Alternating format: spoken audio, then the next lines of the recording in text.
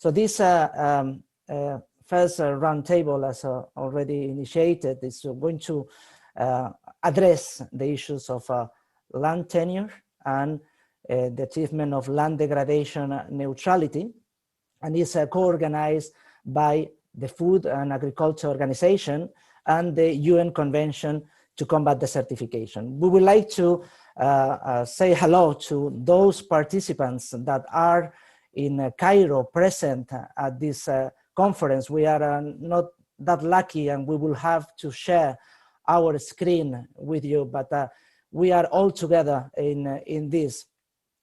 At this roundtable, we are going to present some of the work that has been undertaken by the FAO and the UNCCD in fulfilling those requirements by the parties to the UN Convention to Combat Desertification. We will have some presentations by the organizations, and then we will go for some specific cases that will be presented by Egypt, by Tunisia, and also some organization from Lebanon. And then we will enter more into detail on what is this technical guide, a technical guide that we need to present for the parties to the convention, on how to integrate the voluntary guidelines for responsible governance of tenure of land into the implementation of the UN Convention to Combat Desertification.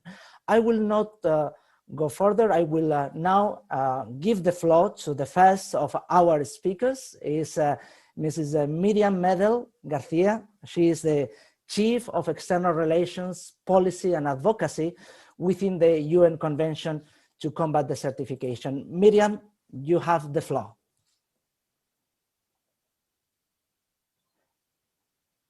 Thank you very much, Marcos. And well, thank you to all our guests and attendees. It's very nice to be here with all of you in this hybrid format. As Marcos said, I really wish I was in Cairo, but I'm not.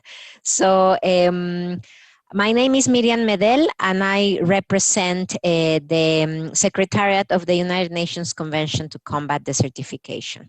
The UNCCD, as is also known, is one of the 3 Rio Conventions, along with climate change and biological diversity.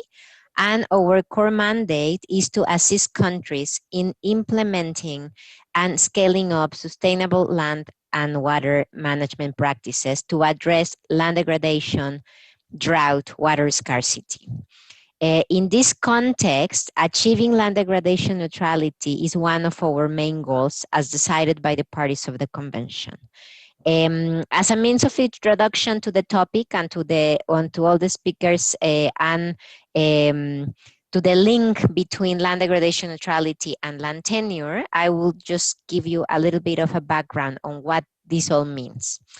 Land degradation neutrality, or LDN, as we say in our jargon, has been defined by the parties to the convention as a state where the amount of quality of land resources necessary to support ecosystem functions and services and enhance food security remains stable or increases within specified temporal and spatial scales and ecosystems. What does that mean? It means that we are not degrading the land that we use for food and agriculture and other services faster than we are restoring it. It means we are aiming to achieve a neutrality score, a neutrality target, where we are actually not overexploiting our land resources. Land degradation neutrality is a paradigm shift in land management policies and practices. It was brought on very prominently in our convention in 2018. As part of our strategic framework. And it is an approach that counterbalances as I said, the expected loss of productive land with the recovery of degraded areas.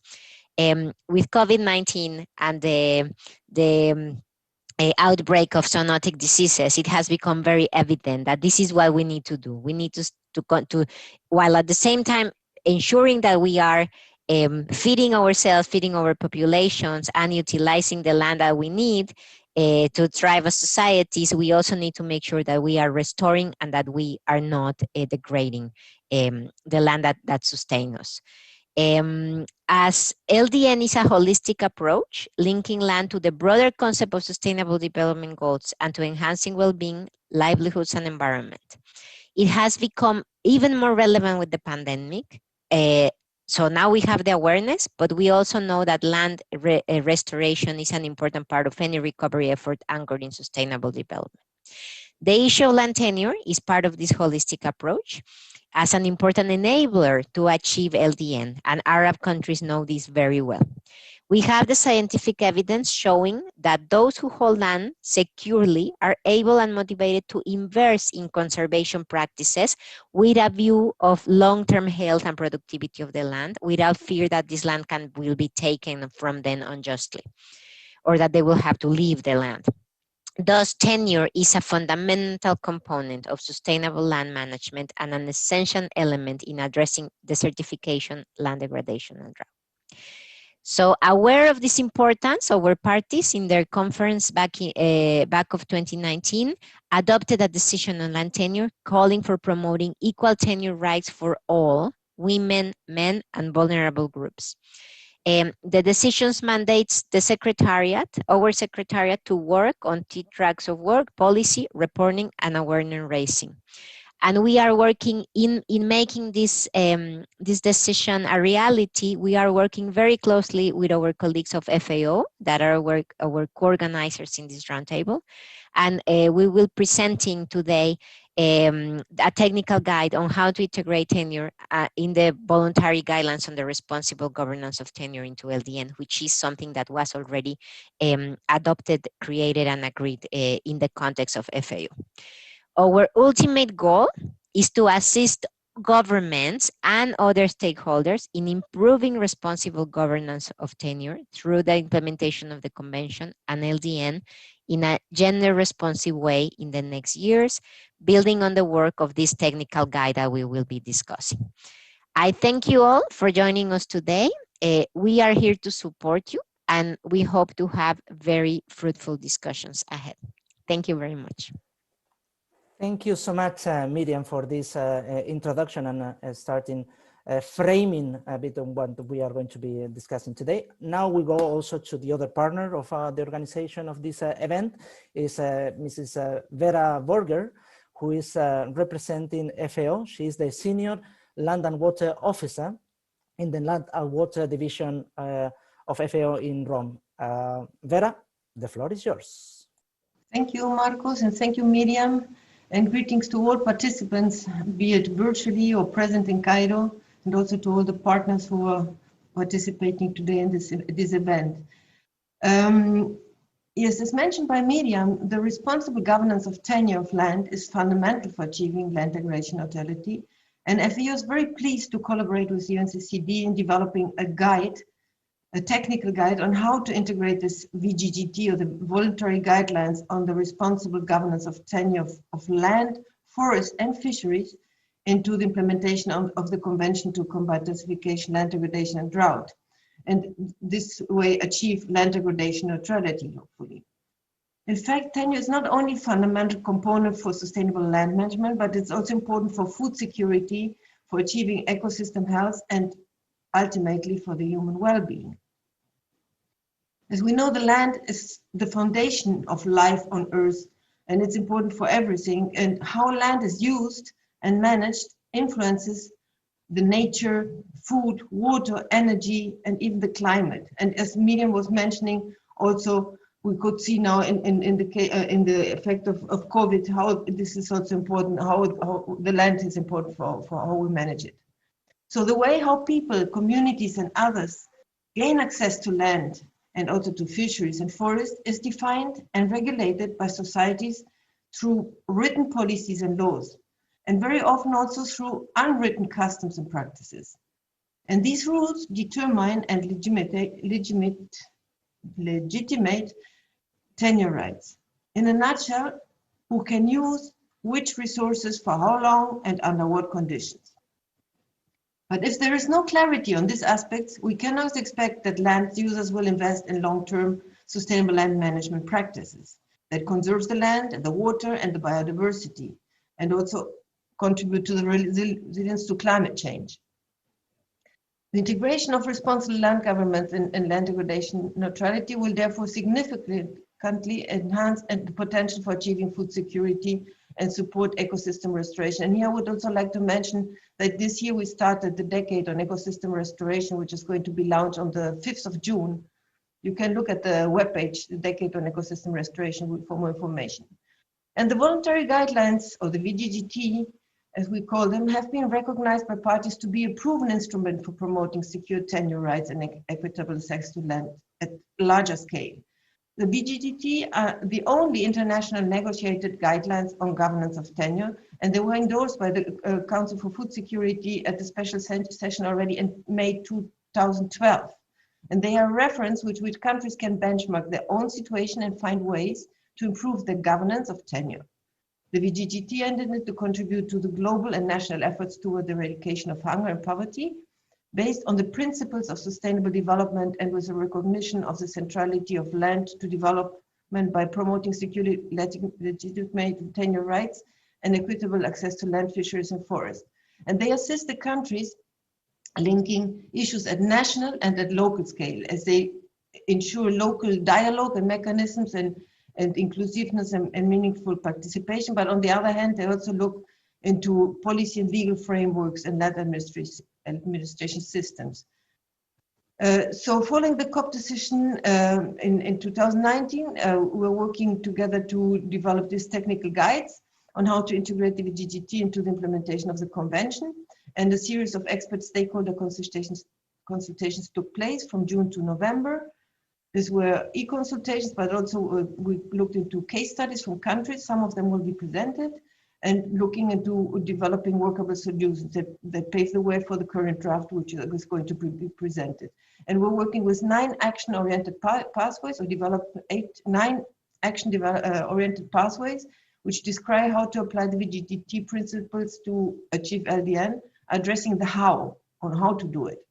So the pathways encompass several types of action at local and national level, and will be presented now afterwards. So I look forward to a fruitful discussion and feedback from the Arabic countries during this roundtable in order to also be able to improve this draft technical guide. Thank you very much. Thank you so much. Thank you so much, Vera, for this introduction on behalf of FAO. Before finishing this first session or section of the roundtable, we would like to give the floor also to Mr. Jean-Marc Forest. He is the regional program leader at the FAO regional office for the Near East and North Africa, also based there in Cairo. Jean-Marc, the floor is yours.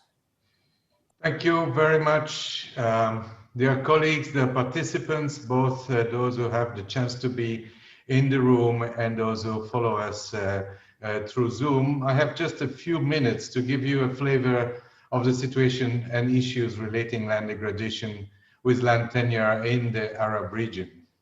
I think it's fair to say that land degradation and desertification are nowhere more serious than in this region. In this region, only 7% of total land is suitable for farming.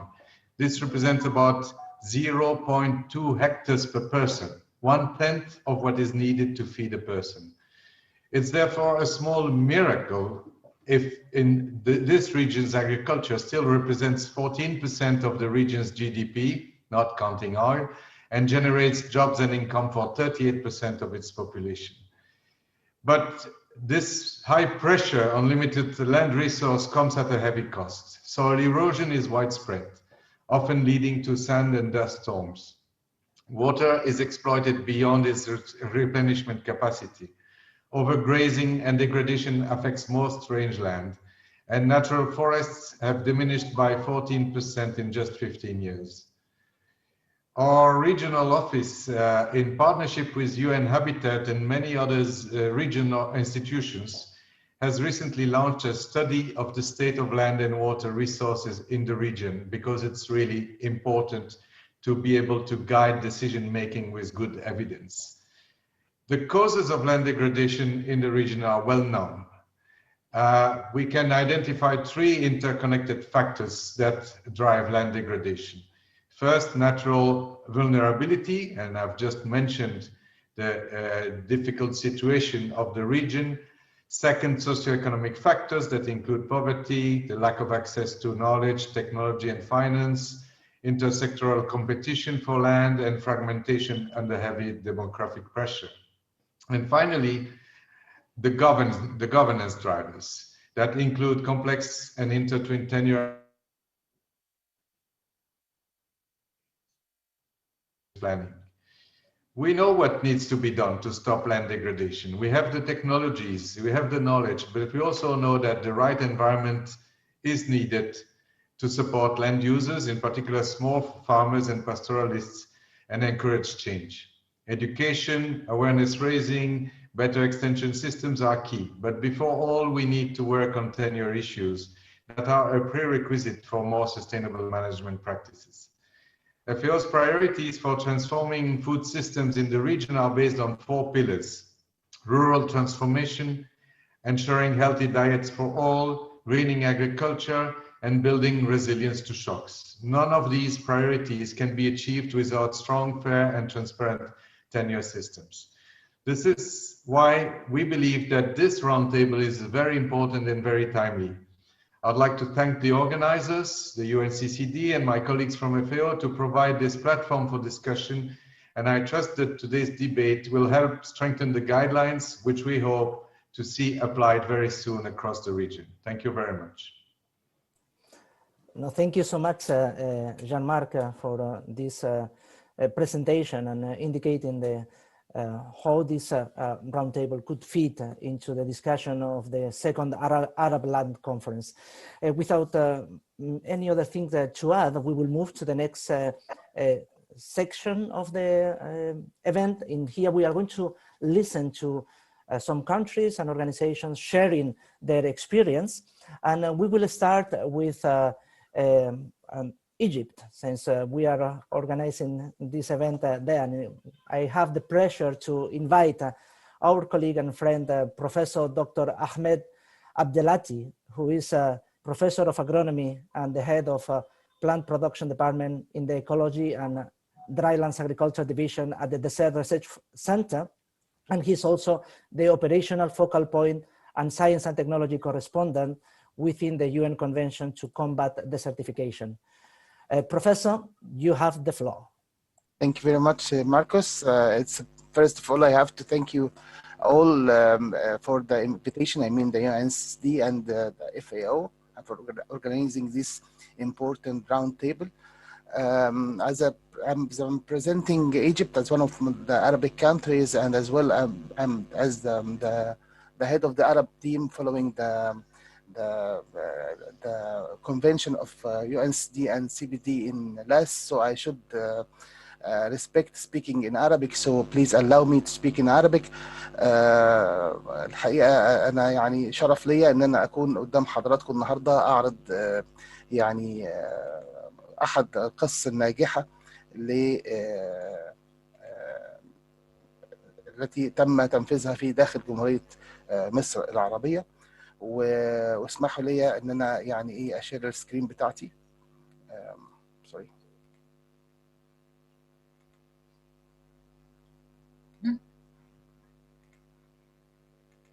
Now you see the screen? No. Is it okay? الحقيقه الكيس ديت الحقيقه احنا بدأناها في السواحل الشماليه الغربيه لجمهوريه مصر العربيه، تحديدا في الساحل الشمالي الغربي، وده احد المناطق البيئيه الاربعه المناخيه الاربعه لجمهوريه مصر العربيه، اللي هي عباره عن السواحل الشماليه شرقا وغربا، وادي النيل والدلتا، الانلاند بتاع سيناء والصحراء الشرقيه، ثم الصحراء الغربيه، ولكل واحد منها خصائصه المميزه سواء من الناحيه البيئيه او الزراعيه او حتى من ناحيه السوشيو ايكونوميك. كمان التشالنجز الموجوده في كل يعني اقليم من هذه الاقاليم، خاصه فيما يتعلق بالتصحر والتحديات البيئيه المختلفه، مختلف تماما عن الاخر. الساحل الشمالي الغربي الحقيقه باهم خصائصه ان هو مصادر المياه الموجوده فيه للحياه عموما او للزراعه عباره عن المياه القادمه من الامطار، الهطول المطري اللي بيتراوح ما بين 140 متوسط عام 140 ملم سنويا على الساحل الشمالي وبعمق 20 كيلومتر داخل الاراضي المصريه. بعدها مباشره بتصل كميه الامطار الساقطه الى الصفر. متوسط العام للامطار خلال 20 عاما سابقه يعني لا يزيد عن 100 ملم سنويا، غير محدده الكميات بشكل دقيق. وكمان في فريكونسي في هطولها، والجفاف غالب على المنطقه، وكمان لو ووتر يوز افشنسي في المنطقه كبير. في كمان بور ووتر هارفستنج تكنولوجيز مش موجوده في المنطقه بشكل كبير قبل بدايه المشروع. حضراتكم شايفين اهو يعني نحر المياه للاراضي، وقد ايه الراجل ده على فكره احد الناس اللي شغالين معانا طويل للغايه، يعني غطسان في قلب او يعني دايفنج في احد الحفر اللي عملتها الووتر ايروجن. البلاند ريسورسز في المنطقه في عندي كمان ما يميزها ان في عندي تدهور شديد في اللاند كفر، عندي اوفر جريزنج، عندي فاير وودنج من اجل اكتيفيتيز من اجل عمليه الطهي والتدفئه. كمان عندي ضعف في المعاملات او العمليات الزراعيه اللي بتقوم داخل المنطقه، وكمان يعني اداره سيئه ومتدهوره للمراعي الطبيعيه في المنطقه ادت الى غياب كثير من النباتات الفلاتبل. السويل ريسورسز كمان عندي ايروجن سواء عن طريق الرياح او عن طريق المياه. كمان في لو برودكتيفيتي نتيجه لاستنزاف خصوبه الاراضي بشكل مستمر، وفي عندي كانسلينيتي وكمان جفاف، وهو ده الدوميننت فاكتور اللي موجود في المنطقه. الهيومن ريسورسز اند جندر كانت طبعا البوفرتي دوميننت، الحقيقه المجتمع يعني فقير بشكل كبير. كمان في حاله من الليترسي و improper educational programs. كمان النشاط الزراعي هو يعني الاغلب الاعم لغالبيه السكان، و70% من المجتمع الموجود في المنطقه زي ما قلت لحضراتكم عباره عن بدو. وكمان مفيش نتيجه لهذا مفيش فيه مشاركه للمراه خارج اطار الاسره او القبيله اللي هي بتنتمي اليها، ودي توزيع الاراضي التي تملكها القبائل المختلفه. ودي كانت مشكله لاند تنير كبيره، ان احنا ازاي نقعد الناس اللي ليهم اولويات مختلفه مع بعضهم يشتغلوا معانا. المشروع بتاعنا بدأ في سنة 94 وانتهى في 2002 ببروجكت ببادجت 29.4 مليون دولار من الحكومة المصرية والبنك الدولي، ومشاركة برضو من المنتفعين اللي موجودين في المنطقة من اللوكال كوميونيتيز. وهو لا زال يعني موجود حتى هذه اللحظة في المنطقة بدعم من الحكومة المصرية وبتمويل كامل من الحكومة المصرية من وزارة الزراعة ومركز بحوث الصحراء. الحقيقه الاهداف بتاعت المشروع كانت ان احنا نحافظ على استدامه الموارد البيئيه سواء مائيه او ارضيه او حتى لاند كفر في المنطقه بشكل مستدام، واحنا ننميها مع استخدامها بشكل مستدام. كمان نرفع حاله او نزيل حاله الفقر الموجوده، وندعم يعني سبل العيش، ونحسن حاله المجتمع المدني الموجود، ونحافظ على الموارد البيئيه المختلفه بشكل مستدام، وننمي كمان الموارد البشريه الموجوده في المنطقه. البروجكت ده غطى 320 كيلومتر في الساحل الشمالي الغربي، ابتداء من راس الحكمه وحتى السلوم غربا على الحدود الليبيه، ووصل لعمق 60 كيلومتر حتى بعد الحزام المطري الموجود. يعني حتى ما توقفش شغلنا على ال 20 كيلومتر، ولكن استمر حتى وصل الى 60 كيلومتر داخل الاراضي المصريه. والاوبورتيونيتيز اللي كان موجوده، الهيستوري كبير جدا والتراست اللي موجود بين وزاره الزراعه المصريه متمثله في مركز بحوث الصحراء ووزاره الزراعه مع المجتمع المدني. كان في شغل كتير جدا قبل هذا المشروع، والناس عارفين يعني ايه المجهود اللي احنا بنعمله. كمان اللوكال كوميونتي كان عندهم يعني رغبه في تحسين الحاله اللي هي الموجوده الحاليه، وكمان كان في عندهم يعني كنز كبير جدا من الخبرات اللي احنا بنسميها الاندوجينس نوليدج، كان امكن ان احنا نتعلم منها ونبني عليها النجاحات اللي احنا حققناها في المشروع بتاعنا. ما كانش ينفع ان احنا نشتغل لوحدينا، فكان لازم ان احنا نجيب البدو على اختلاف يعني الترايبس بتاعتهم ونقعدهم معانا ونشرح لهم المشكله ونشرح لهم احنا عاوزين نعمل ايه، ونستمع اليهم ونبتدي ان احنا نستمع اليهم وناخد منهم كمان افكار لتنفيذ هذه الاهداف اللي احنا خططنا ليها. فبالتالي كان القرار نابع من اللوكال كوميونتي، ولذلك هم كانوا اكثر حرصا مننا على نجاحه واستمراريته حتى الان. احنا قدرنا حتى بمساعدتهم ان احنا نفتح الفنس الموجود حوالين المراه او الاطفال البنات، ان احنا علمنا 6000 طفله بدويه داخل يعني فصول انشاناها بالمشاركه مع وزاره التربيه والتعليم المصريه، وعلمنا 6000 بنت بدويه، وقدرنا كمان ننمي الحاله الماديه للاسره اللي هي الفقيره، اللي هي فقدت عائلها الرئيسي اللي هو الرجل نتيجه للوفاه، وساعدنا المراه المعيله اللي هي زي الست دي ان هي تشتغل معانا ونديها اجر ونحسن دخلها، ونبتدي نعلمها كيف ان هي تمشي في الحياه، تسير في الحياه يعني بشكل جيد يعني. كمان نمينا الصناعات اليدويه زي انتاج السجاد اللي هو التقليدي بسميه الكليم، وبعض الزملاء قدروا ان هم يدخلوا بيوت البدو نفسهم ويعلموهم ازاي يضيفوا قيمه مضافه للانتاج الزراعي المتدهور بتاعهم، سواء من الزيتون او التين او اللوز، ان هم يخللوه او يعني يحولوه لمربات او بحيث يضيفوا قيمه مضافه يبقى اسهل تسويقه بعد ذلك. كان اهم حاجه نعملها او اهم تحدي لازم نواجهه هو عمليه الووتر هارفستنج، يعني ان احنا ننمي هذا الموضوع، لان طبعا ده كان اهم تحدي، ازاي ان احنا نستفاد من كميه الامطار اللي ساقطه. فبدانا ان احنا نعمل فلود ووتر هارفستنج من خلال الستريم نفسه بتاع الران اوف، وده كان مشكله لان في بدايه الستريم كان بيبقى الاراضي تقع يعني تابعه للحكومه المصريه، وسط الستريم مثلا كان احد لقبائل البدو، واخر الستريم خالص اللي احنا بنسميه في دلتا الوادي كانت قبيله اخرى خالص. فازاي احنا نخلي الناس دي كلها تقعد مع بعض وتتشاور وتتجمع وتاخد لهدف وتشير البينيفيتس الموجوده في تنميه الوادي؟ الحقيقه كانوا هم حريصين اكتر مننا على نجاح الموضوع ده، وقدرنا ان احنا بالتعاون ان احنا نشير البينيفيتس ونحافظ حتى على الانشاءات الهندسيه اللي تم انشائها للاستقلال الاقصى لحصاد المياه في هذه المنطقه. عملنا انسيتو اكسيتو ماكرو كاتشمنت ووتر هارفستنج سيستمز في المنطقه دي. بعض الحاجات اللي احنا عملناها حتى الرومان سنشري كونسرفيشن قدرنا ان احنا ننميها مره اخرى، لانها كانت تدهورت من ايام الحقبه الرومانيه في مصر. قدرنا ان احنا ننميها مره اخرى، وده حتى من احد السيستمز الموجوده. بصوا حضراتكم، ده بنفتح البير ننزل قد ايه، وده كله بيتملي مياه يمكن استخدامها بعد ذلك في حاله الصيف، في الجفاف اثناء الصيف.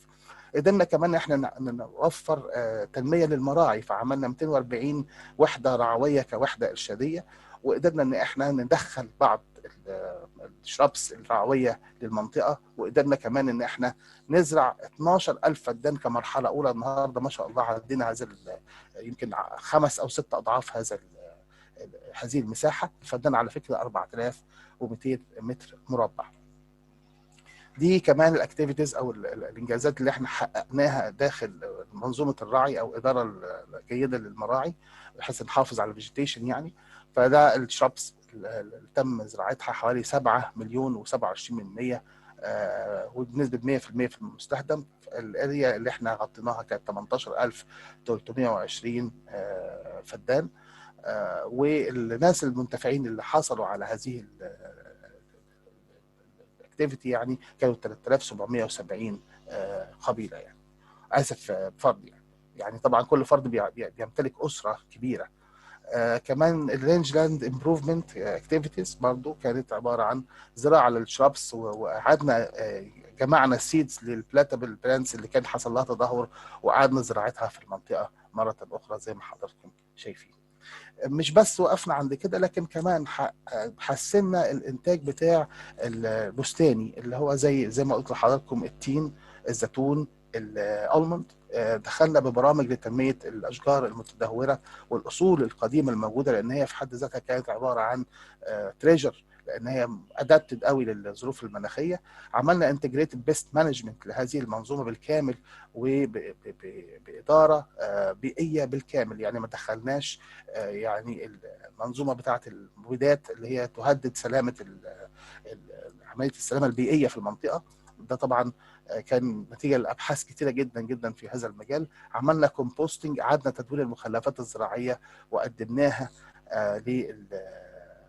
للمزارع بحيث ان هو يرفع الاستنزاف اللي حصل في التربه وينمي الانتاج الزراعي في المنطقه.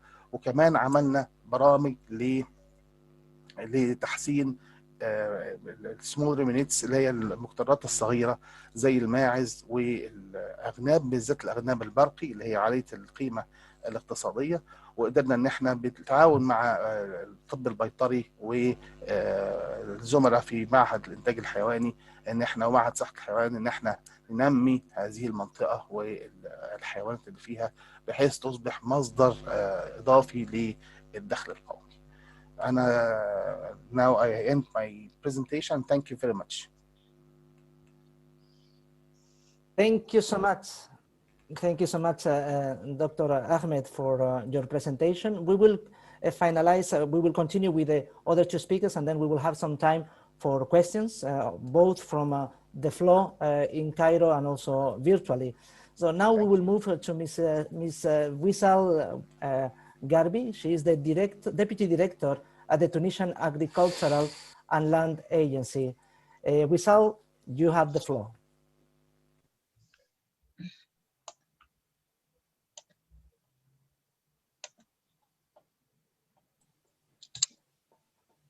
Hello, are you hearing me?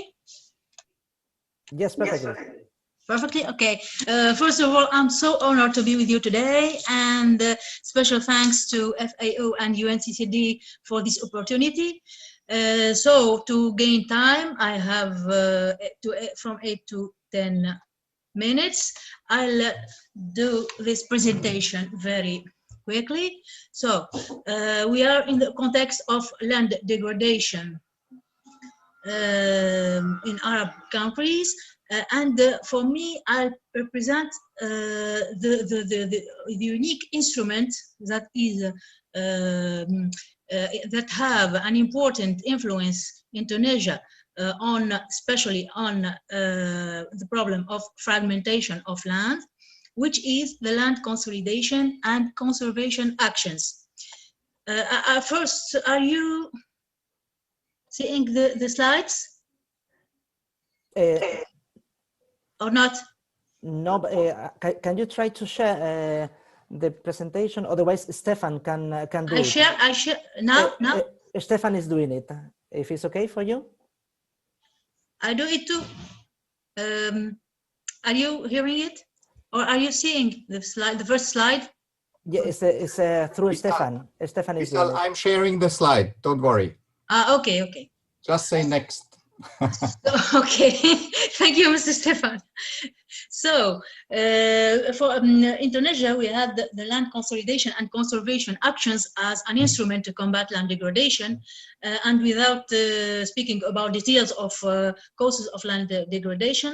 So, the land consolidation is combined with conservation actions is, Mr. Stefan, please, the second slide, have many mechanisms that are legal mechanisms, so laws. We have 4 laws. The first one is since 1958, and many other laws that concerns especially protection of agricultural land, and other laws that concern the registration of land rights.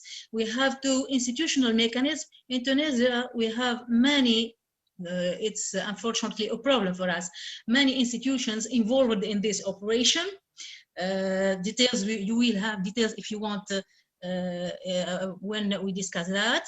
The financial mechanism for land consolidation and conservation actions are public funding, financing based on the conclusion of conventions with other public structures, and funding from foreign and or international organizations like JZ or FAO and others. And we have two technical mechanisms. Those mechanisms are special to land consolidation and conservation actions, which are reorganization of dispersed and small parcels and allocation of new plots with a suitable agricultural path. And here is related with the fragmentation of land. And the second technique is the requirement of a minimum area for which farmer not go below. Next slide, please. So quickly, I want to say that we have a unique public structure that is specialized or competent in land consolidation, which is the Agricultural Land Agency. This agency interferes in three kinds of zones or that we call perimeters, the irrigated public perimeters, the rain-fed perimeters, and the irrigated perimeters equipped by private. Next slide, please. So, to combat fragmentation and soil degradation, we have, first of all, dispersing small areas and irregular shape of plots belonging to one owner or co-owner. We have excessive spending without good result. We have conflicts between co-owner. Those problems lead to abandonment of some of these plots and the difficulties of carrying out soil protection actions. Those situations will lead to degradation, that is caused by erosion too, and the misuse of land and desertification. So land consolidation and reorganization combined with soil and water conservation actions seems to be a good solution for better use of land and to avoid fragmentation.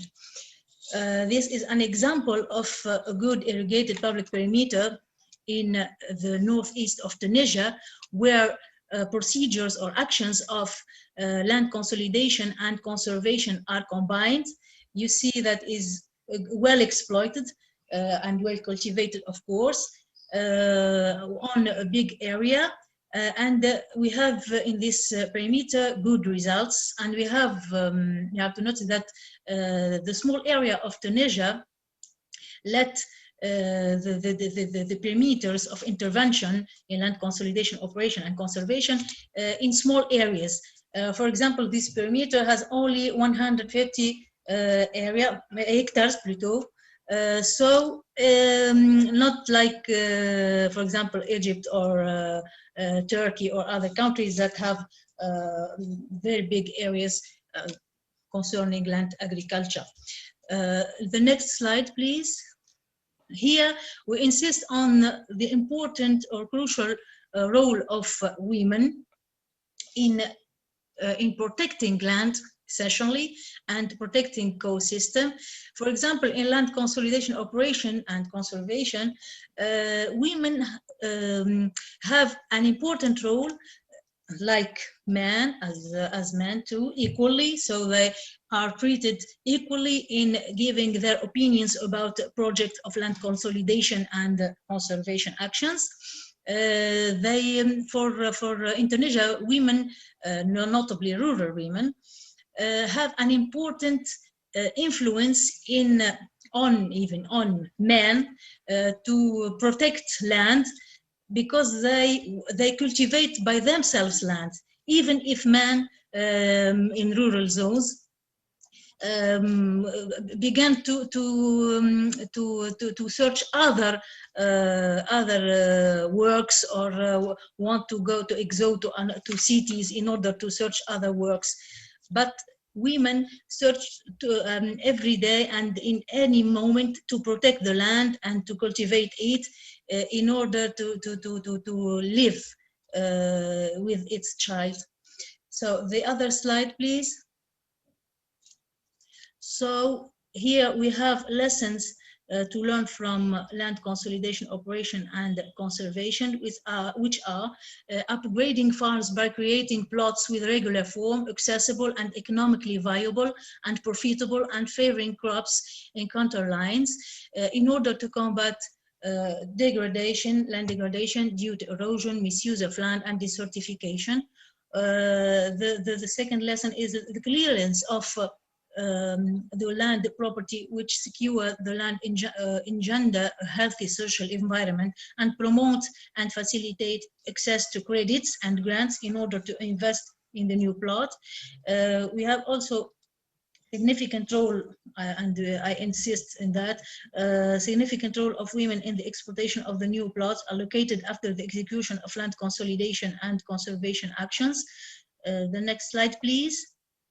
The importance of the participatory approach between the Agricultural Land Agency and farmers, and between it and other stakeholders for the short, medium, and long-term success of land consolidation and conservation projects. And finally, the participation of land consolidation projects in the establishment of a more balanced, sustainable, and inclusive territorial development, in a sustainable and concerted management of natural resources, and in the organization of rural areas in order to make them prosperous. The next slide, please.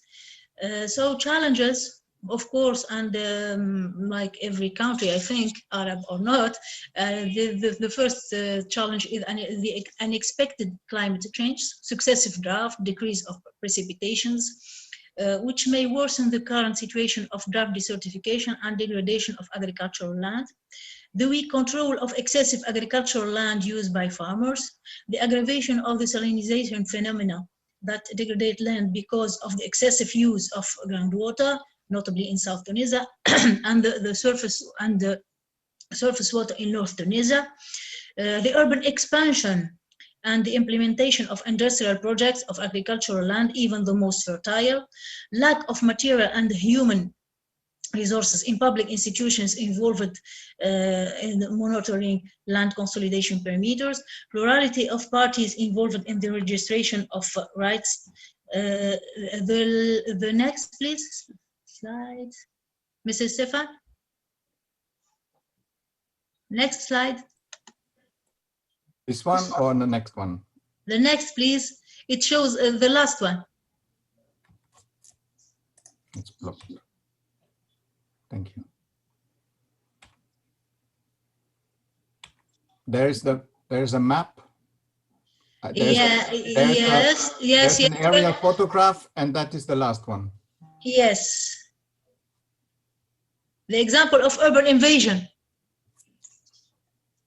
I don't have. Huh?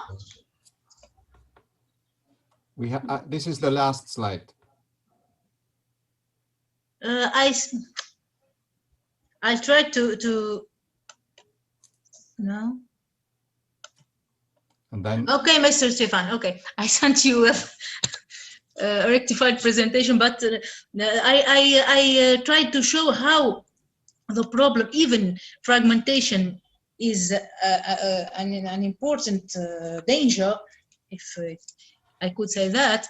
But in Tunisia, the urban invasion became more difficult and more dangerous than degradation of soil, because we have, for example, for land consolidation and conservation perimeters, we have many perimeters that are invaded by anarchical constructions.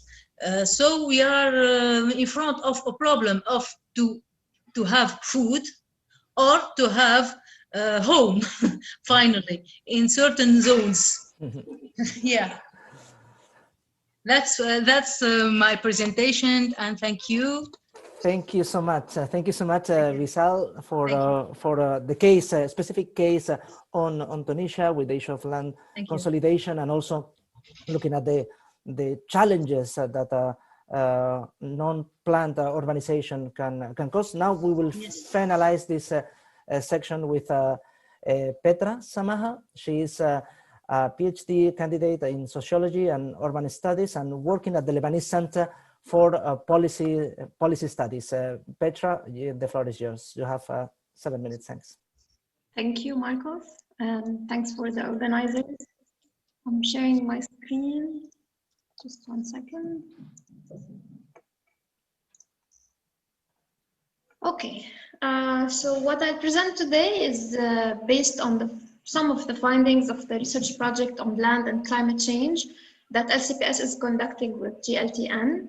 And we did an expert group meeting on pastoral lands and rangelands and land degradation last month. So what I'll present today will also be available in the expert group meeting report that will be out next month. So in that meeting, we heard many stories on pastoralism covering several countries and an important historical span. So there's the good, the bad, and the ugly in the stories. We learned about the brilliant case of Mirhal in Sudan that is still governed today by customary laws and collective ownership. The Mirhal has also a social and economic dimension beyond livestock management. Also, agro-pastoralism in Lebanon, especially in the Bekaa, was thriving until export-oriented agriculture policies led to the shift from farming to planting fruit trees. And it is in these shifts and not social aspects related to family structure that are often portrayed as backwards or not progressive that led to the retreat of the role of women in farming in these areas. And also the strong privatization of lands in Lebanon fragments the landscape further and hinders the possibilities for pastoralism. Last but not least, in Palestine, where the Bedouins of the West Bank face occupation and colonial settlers, and where the question of land becomes even more political and even more complex. So in relation to land degradation, the positive impacts of pastoralism are many. I only list a few here. There are also negative impacts, of course, but these need to be understood as effects of other dynamics and not causes that exist on their own, especially overgrazing and land abandonment. And there are also, of course, non-human factors. But what to do, the way forward? The VGDT is a bold framework that offers strong recommendations, and it lists what states should do. And knowing the reality in the Arab world, more work to operationalize and understand the specific context of each country is essential, highlighting the relevant actors and institutions that could be relied upon, and understanding the web of interests and unbalanced power relations connected to the international systems of food, of capital, trade of arms and causes of wars, and that in turn fuel migrations and, of course, climate change as well.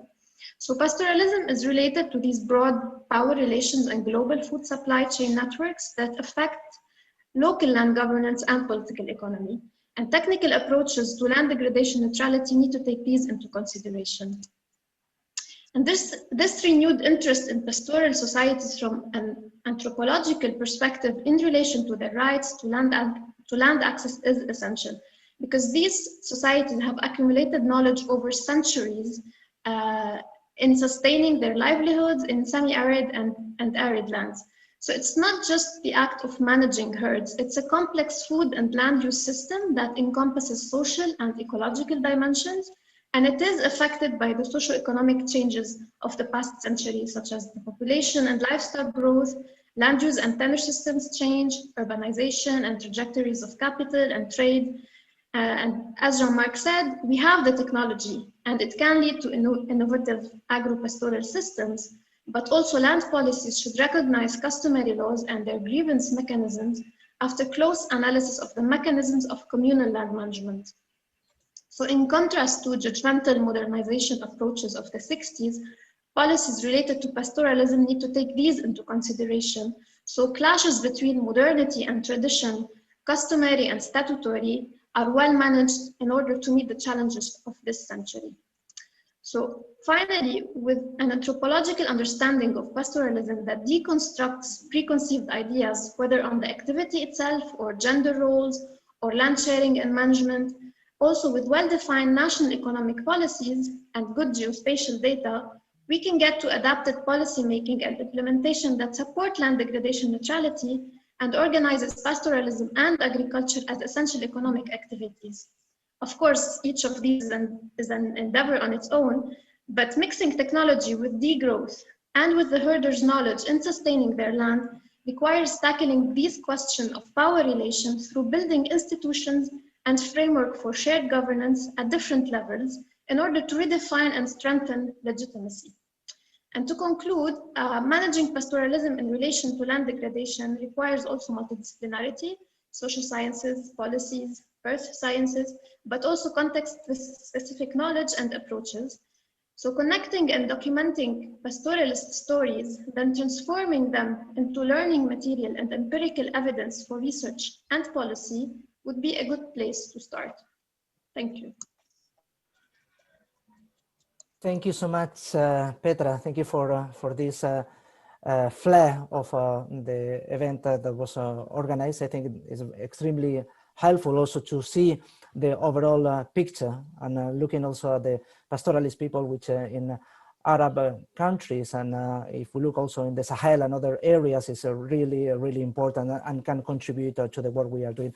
We would like, before moving to the next section of this roundtable, if we can hear also from those of you that are present in Cairo or others that would like to take the floor to ask questions, but also we would like to listen from you. If you have experiences, we have been putting some questions for the participants.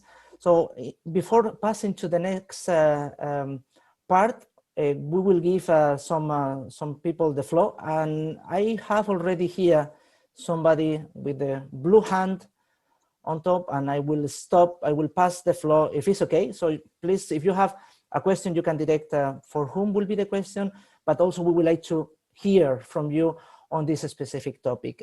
According to the list, I have here Reham Hamza, and I will give you the floor if you are still interested to speak.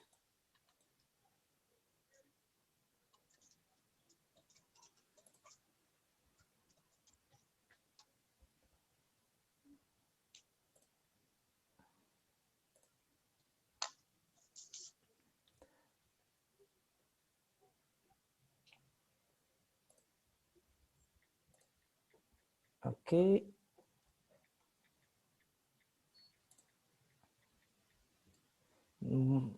Reham Hamza, would you be interested or not anymore? Everything is clear after all the presentations. So let me move to the next person I have here is Mohammed El Mehdi. You have the floor if you want to speak.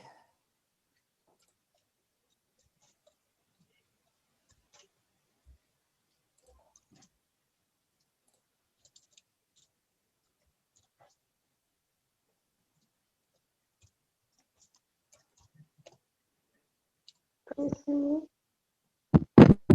Oh, yes. Okay. Let me see. Hi.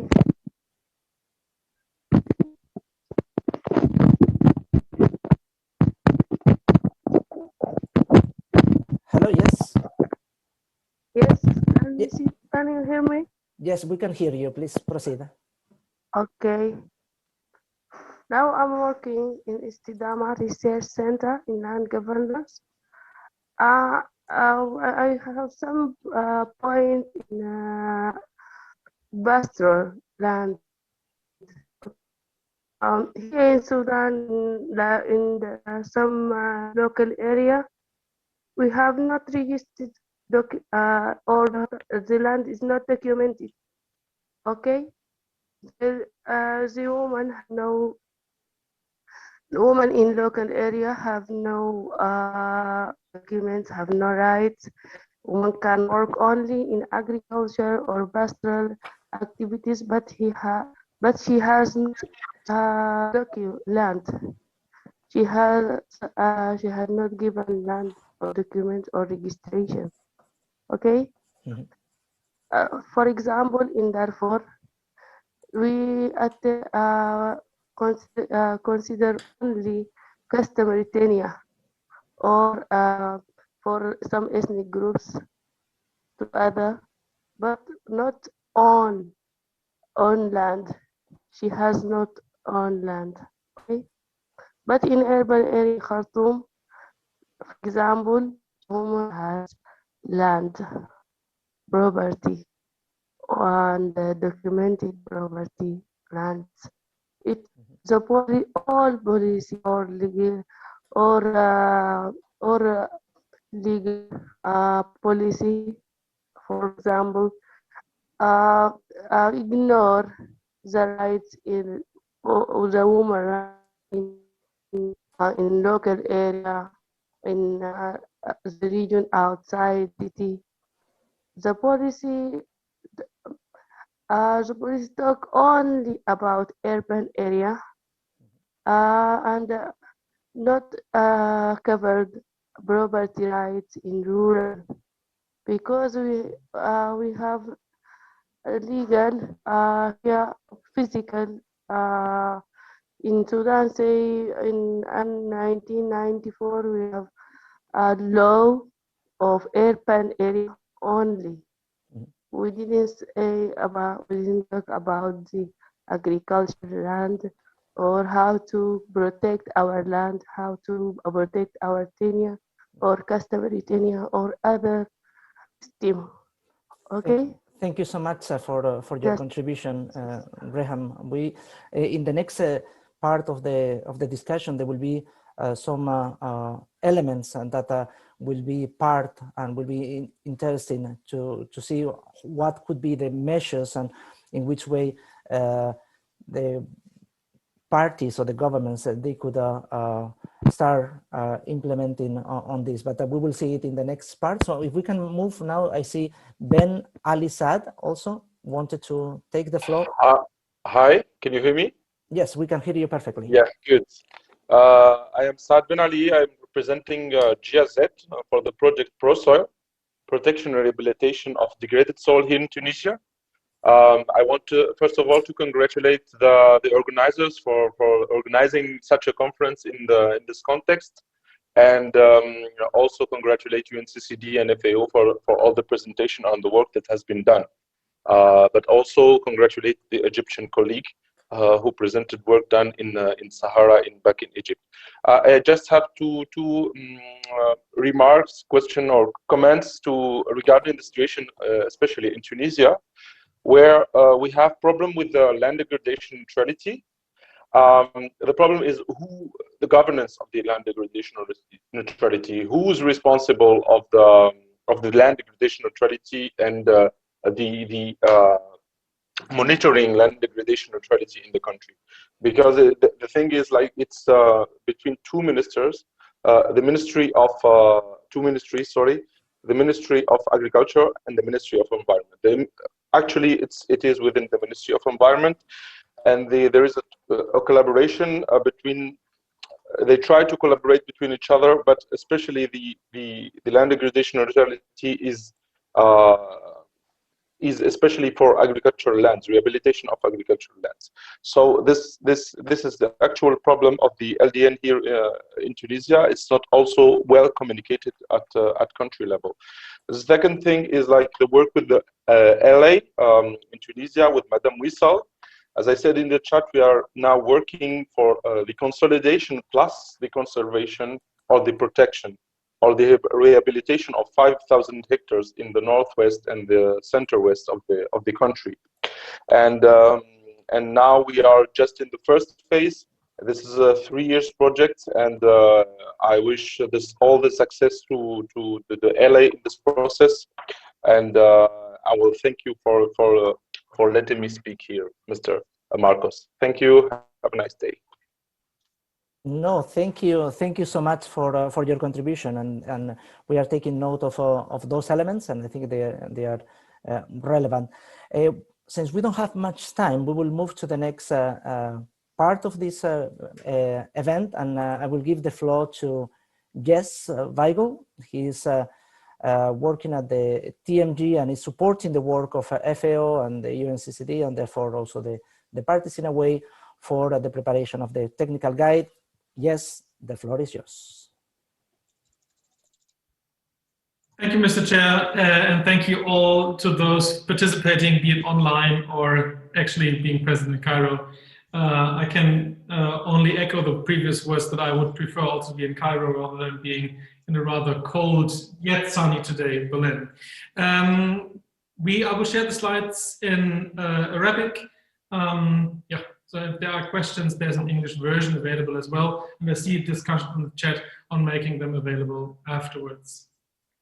I have the pleasure of introducing the work that has been conducted together by FAO, UNCCD, and experts actually from around the world to see how the principles that are enshrined in the land degradation neutrality framework, as well as in the voluntary guidelines on the responsible governance of tenure of land, forests, and fisheries in the context of national food security, into something that speaks to those who are actually in charge of both designing the policies as well as the programs of actually addressing these very complex topics.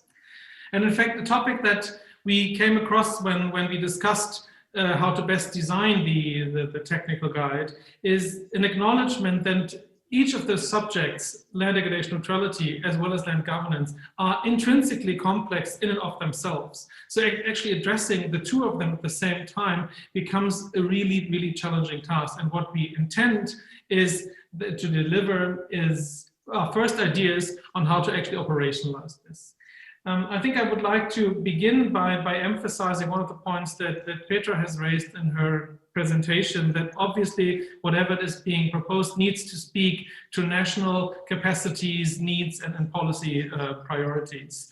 That's why we have coined the term pathway that you see described here on the slide.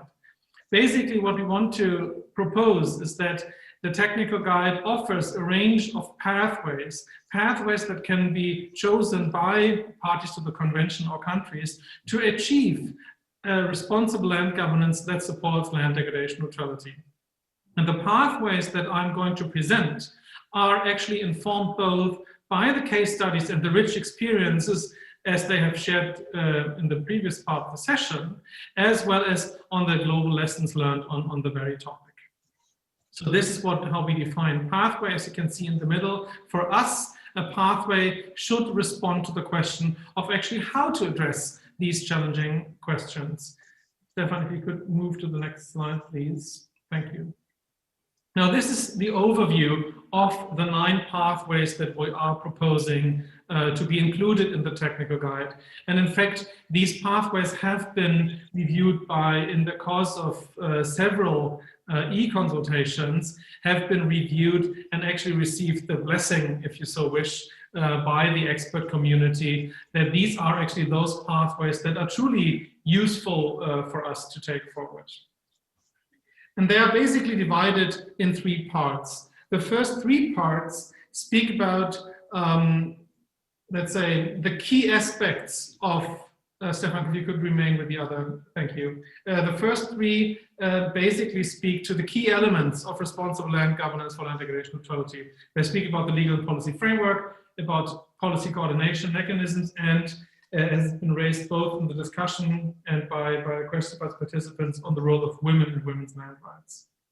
Then there are 3 pathways that address specific tools: integrated land use planning, grievance mechanisms, and it speaks to the presentation by Wissal, which I personally found intriguing on lands consolidation for LDN. And then there are 3 pathways that direct specific yet stylized tenure regimes, public lands, commonly held lands, as in Petra's case, on the customary lands by herders, and private lands. Thank you, Stefan. If you could move to the next slide, please. Thank you.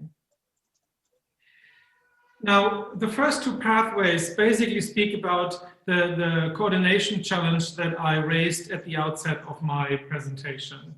It is, as also our colleague from Tunisia has just mentioned, often a challenge as the responsibility for LDN doesn't even reside in one ministry, but rather sort of it needs to speak to several ministries to really become effective. So if it resides in the environmental ministry, but actually there is a lot of degradation trends on agricultural lands, then obviously there is a huge coordination challenge. And this does not only refer to the policy and legal sphere, but also to the actual coordination at program or project level. The third pathway addresses a question that one of our colleagues who shared her question just now raised, is how do we ensure that women become empowered agents of land degradation neutrality? And this means securing their use rights, be it ownership or use rights, on the land that they farm. And I think, in fact, the pathway advocates for a stepwise approach where ownership over land by women is the ultimate goal, but that it's a pathway also foresees intermediate steps where there is recognition for use rights also. Stefan, may I ask you to? Thank you. Now, I think I need not speak to the question of integrated land use planning to such a distinguished audience that is participating in this roundtable discussion. I think I'd rather focus on pathway 5 on grievance and redress mechanisms. This is a pathway that is informed really by the previous experiences on RED and RED Plus in the forestry area, that it's necessary to actually establish accessible grievance and redress mechanisms. Pathway 6, I would repeat what Wissal has said in a lot nicer words, so I will not repeat it. Stefan, last slide, please. Thank you. Now, even if these are stylized land tenure regime categories, it is still important to really think of what are the tools and instruments that governments have at their disposal to support sustainable land management and land degradation neutrality on various types of land. So what is the jurisdiction that they basically have? Obviously, on public lands, tools for decentralized, sustainable and equitable management can be put in place. FAO has long experiences, for example, with land banking. There are really approaches to really support the sustainable use of public lands. On common lands, or that receive specific recognition within the voluntary guidelines, not least because of the importance to indigenous people. There are actually two aspects to this, to designing tenure rights for sustainable use of commons. One is to actually protect the rights themselves. And second, and I think this again speaks to Petra's presentation, I hope, really supporting the indigenous institutions for sustainable land management that are in place and have often been undermined by public policies, and asking how those can be strengthened again for the sustainable use of resources.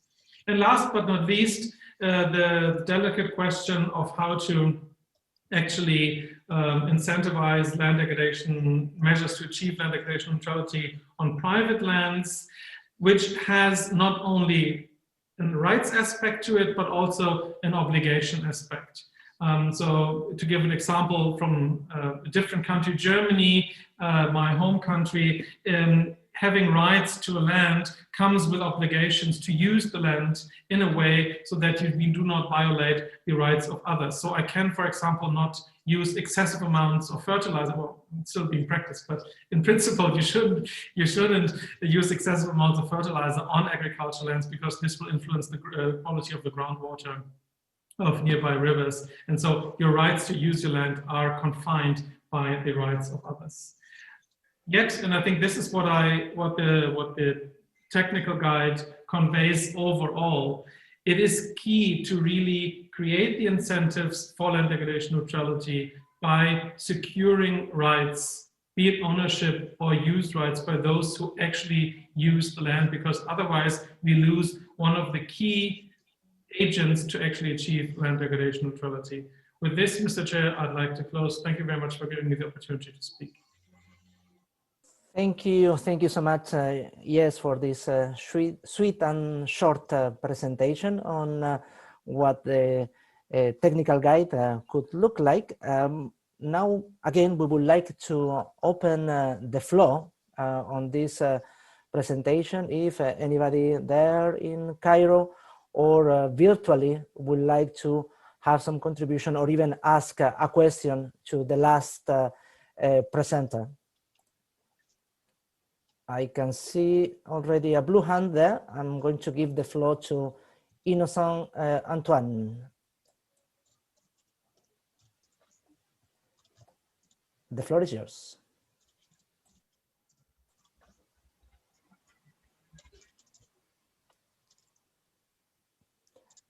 Antoine, can you hear us? Allô? Yes, we can hear you. Oui, allô, allô? Je remercie Bonjour, modérateur, et bonjour à tous. Merci beaucoup parce que là, le thème nous intéresse vivement.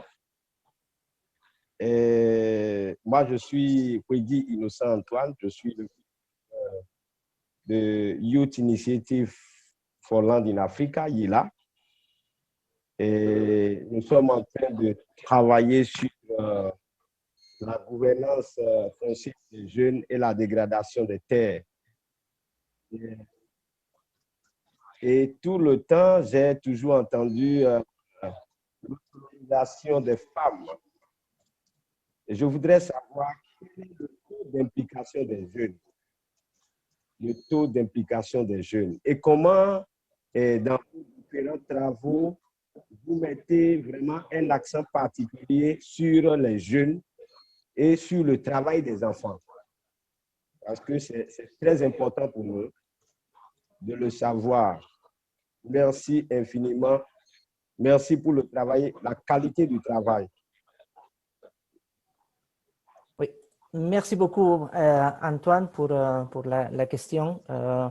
Et je voudrais, bon, on va vous répondre peut-être plus tard. If there is any question, otherwise perhaps yes, otherwise you can take this the answer to the delegate about the youth. Thank you, Chair. Apologies, Antoine, for not responding to your question earlier that you had raised, I think, in the chat. So I apologize for my omission. I think the emphasis that we placed on women to a certain extent is mirrored by the case studies and our considerations on which type of rights to secure, how to actually make land governance for land neutrality more inclusive.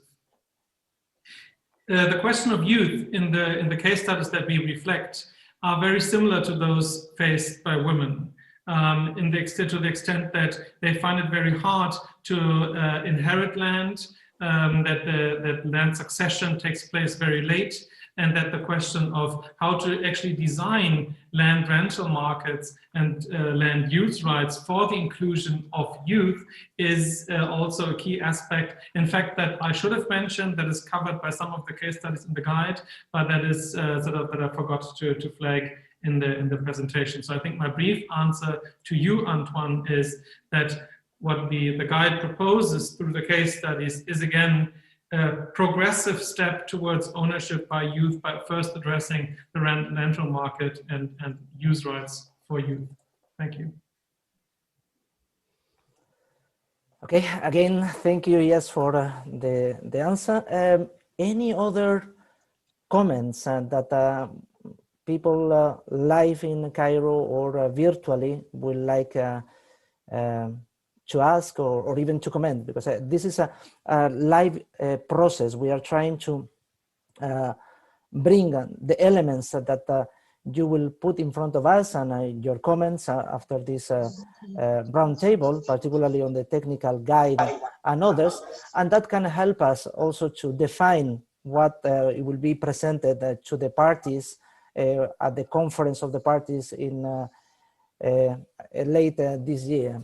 So if any other person attendee would like to take the floor, I can give you still few seconds to react. Otherwise, I will also take some of the questions that we have on the chat. Please don't be shy.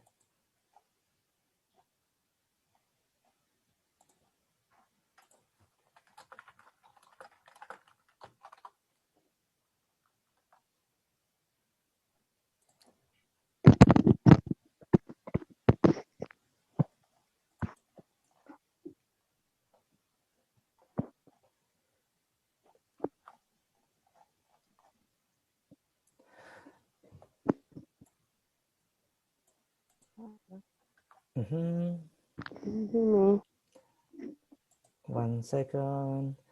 Can we then, since we are running also out of time, give the floor back to the three presenters that we had also to answer, because we saw that there are several questions already raised in the chat. So I can give you, each one of you, Dr. Ahmed, Visal, and Petra, a couple of minutes to go through that and kind of wrap up in your in the comments that you receive. Dr. Ahmed, if you are there, you can take the floor.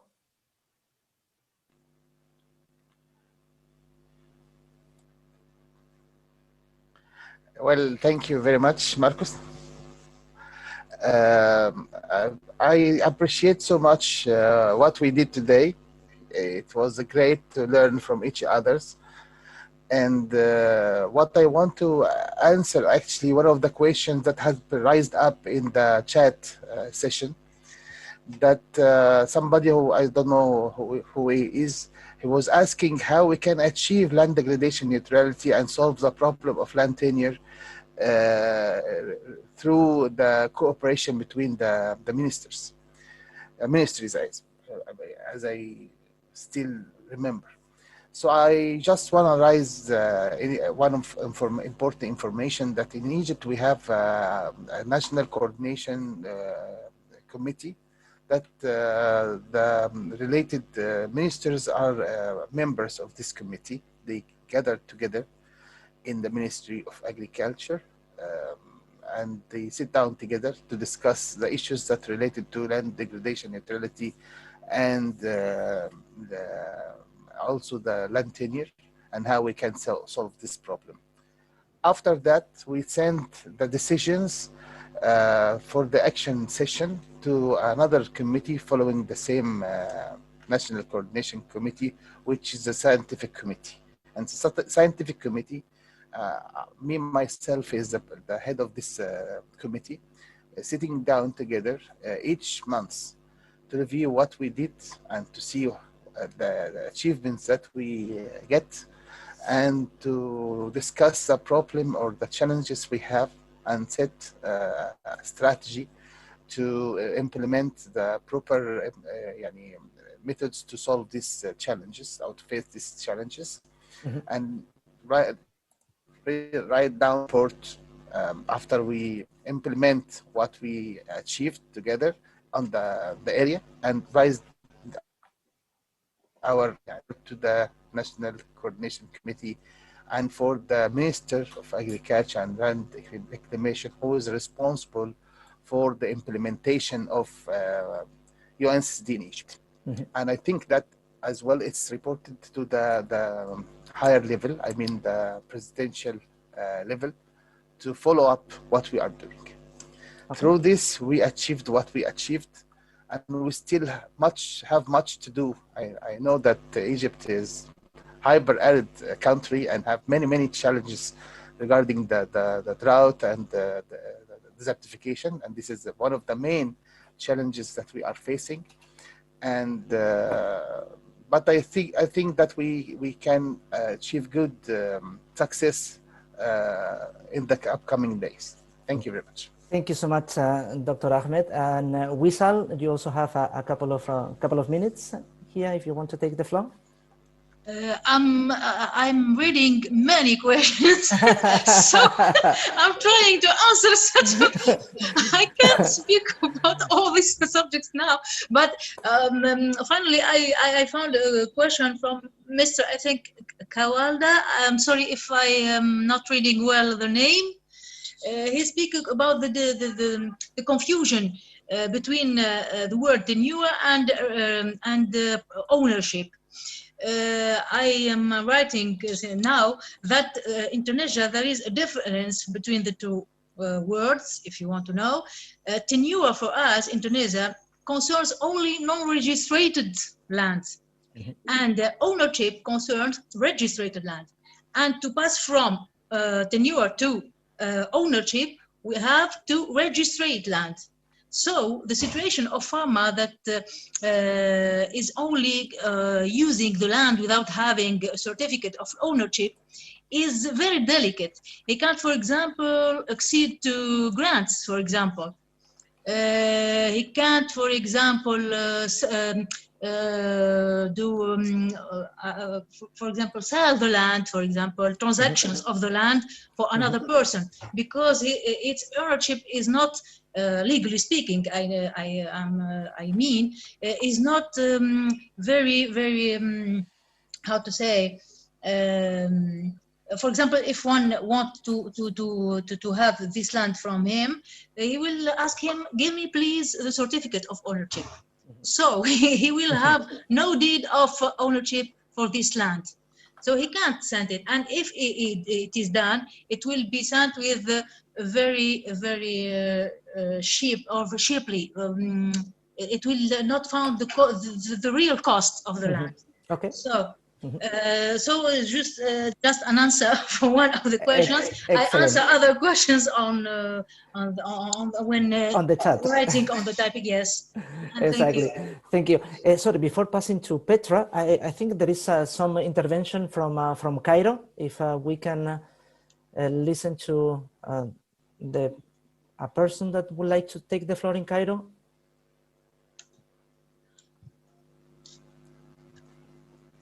Yes, I can see the camera moving. Oh, yes. If you can introduce yourself, sir, and take the floor. Thank you.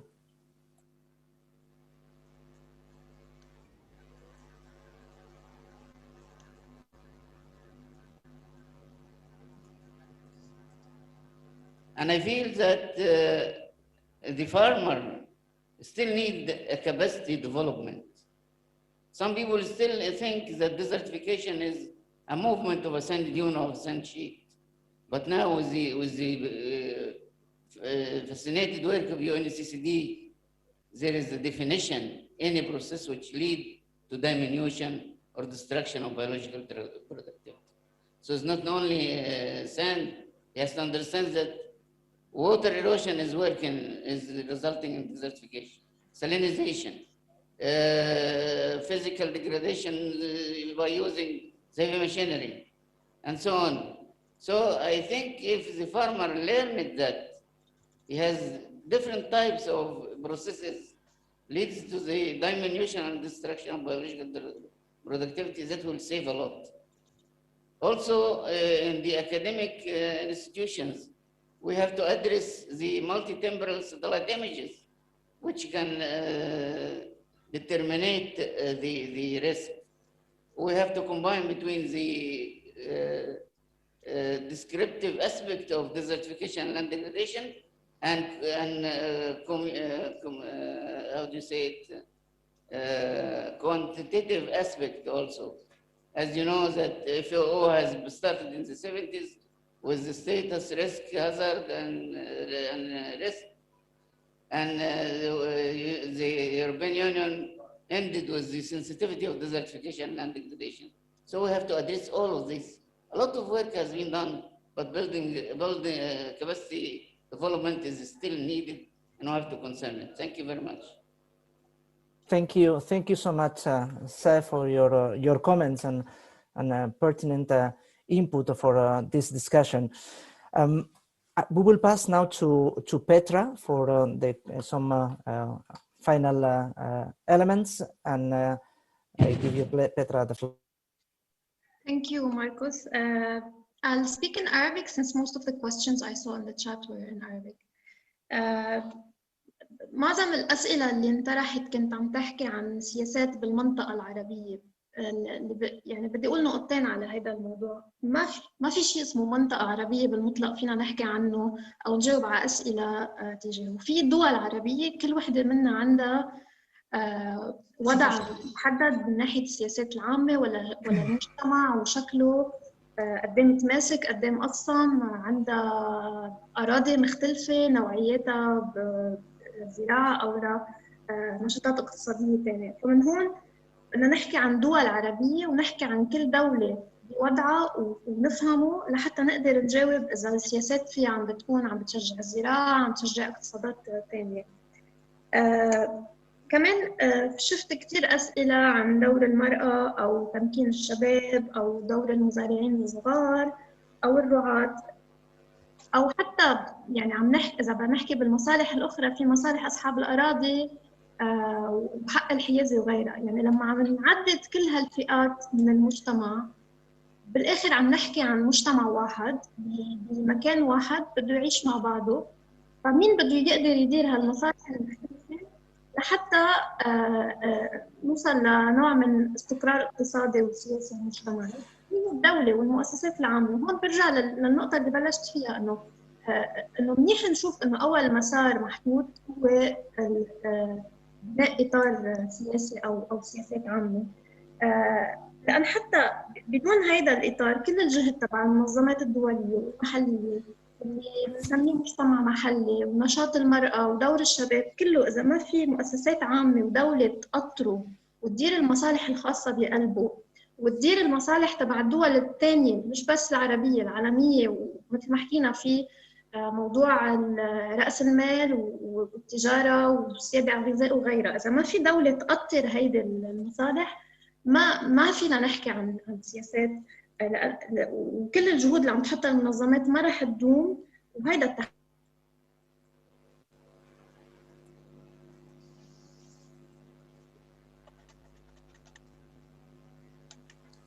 Okay, thank you so much. Oh, sorry.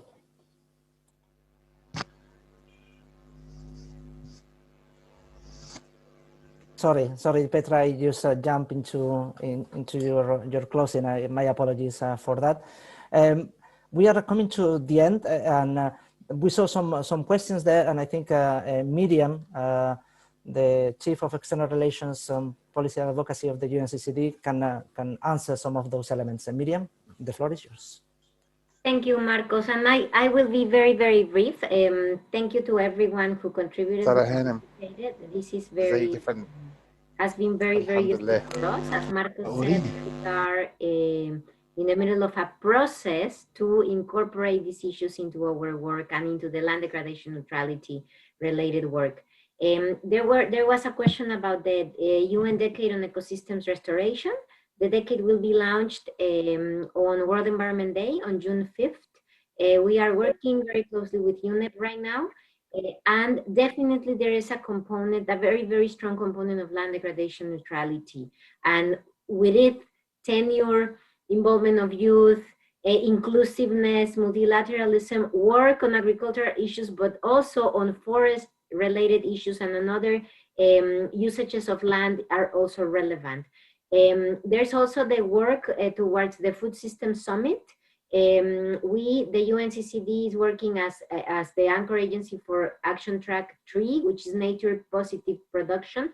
However, FAO is also very much involved in preparations of this summit. So I would like to encourage everybody who is participating here to stay tuned, to join us, to participate in the conversations we are having related to these two processes, because everything is interlinked and everything at the end has one single purpose, which is the achievements of the SDGs. We have now the whole framework of recovering from COVID, the Recover Better from COVID, which is also a very good opportunity for us to advance the land agenda as one of the most important solutions for every single country in their recovery efforts. So that's it on my end. Over to you. Okay, thank you so much, Miriam. And I think we are coming now to the end of this roundtable. Thank you so much. It's a pity we are not there together to clap with you for the organizers of the Second Arab Land Conference. And also we would like to thank the interpreters that have been supporting during the meeting today, and they will continue. So thank you so much for providing this service and allow us all to exchange here. We will finish, and we have already some elements in the chat that have been included, and this will be extremely useful for the work we are doing. We want to just wish all the best for the continuation of these next days in the Second Arab Land Conference. And again, thank you so much for giving us this opportunity.